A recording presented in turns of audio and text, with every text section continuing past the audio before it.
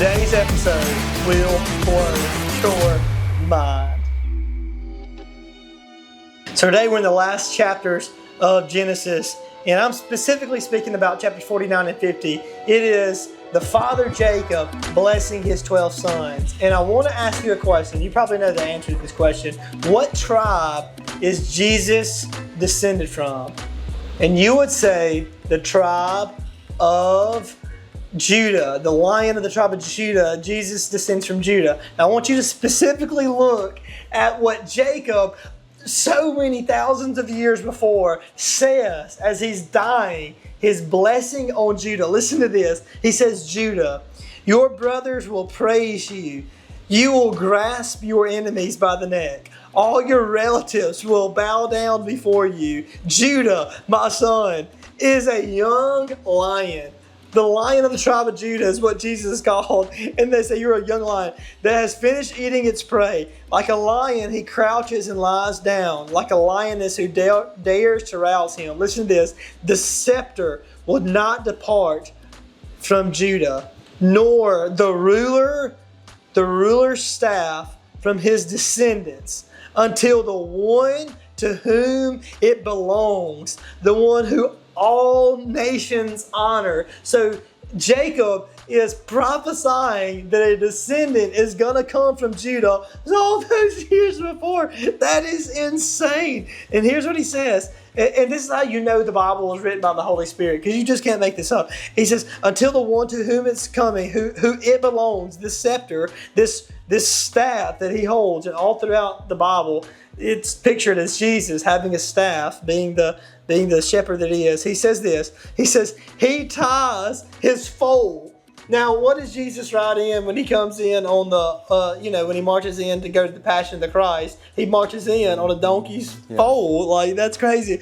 All right. So he ties his foal to a grapevine, the colt of his donkey to a choice vine. Now, get this. He washes his clothes in wine. Now, what does that mean? Now, you look at Jesus who wore this robe, and that's pretty crazy that he wore a robe while he was going. And many of the gospel writers, some say that it's crimson, some say that it was red. So what is it? Is it crimson or is it red? Originally, I think it was red. All the blood made it be crimson. So here's what it says. It says, his robes in the blood of grapes.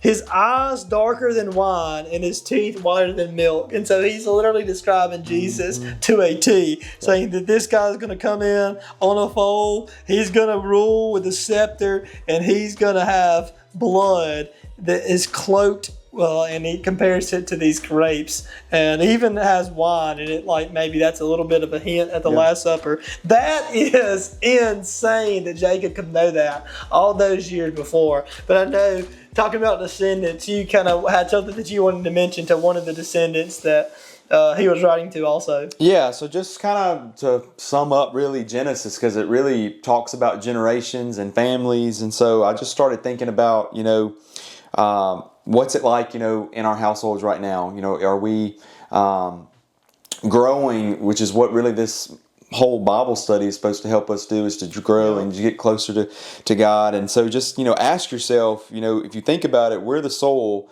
and from which a family tree is going to be growing within families that are, watching this video, or just within this community. And think about the kind of soul, the kind of foundation, the kind of base that you're providing for, your future, for the future health of that tree. So, think of it, the richer the soil, the healthier, spiritually speaking, our families will be. And then vice versa, if we fail to cultivate that soil, that we could also have some repercussions from that. So just as we wrap up Genesis, you really kind of can see that all throughout those first 50 chapters. And really also just to kind of close out with Genesis, I really enjoyed being on here, and I really hope that y'all continue this journey. We all continue it together as we get into Exodus, as we go to a new chapter. Just think about it. Just in 10 days, we've gone through the first book of the Bible. And so you're still kicking along. And so just continue on and follow the path, and then we'll be all on that path together, and just continue on after the 100 days is over. Absolutely. Got a super cool guest coming with us for Exodus too. So excited about that. But Blake, excited to have you on. Yep. Thank you so much for coming, for real. Absolutely, buddy. We appreciate it. Yep. Thank y'all so much. Yeah, I appreciate it, getting to hear all your words. He did all the work. I just said, I'm just going to piggyback on what you say, and we'll kind of flow off of that. And once again, we are hoping that you're staying on this journey called the Ultra. 5 chapters a day, 100 days, over half the Bible that you're reading. And I just think it's a really cool thing. It's not easy, but God doesn't call it to be easy. That's right. It's hard, but you can have 20 minutes. So take 20 minutes a day, read those Bible, listen to it on your way to work, or however it is that that can be easiest to you. I want to end with the very last verse in Genesis. You probably know it, Genesis chapter 50. It says this: what you meant for evil, God meant for good. And what an amazing word to leave us off with. We'll see y'all tomorrow with a new guest and a new book and a new chapter and maybe even a new intro.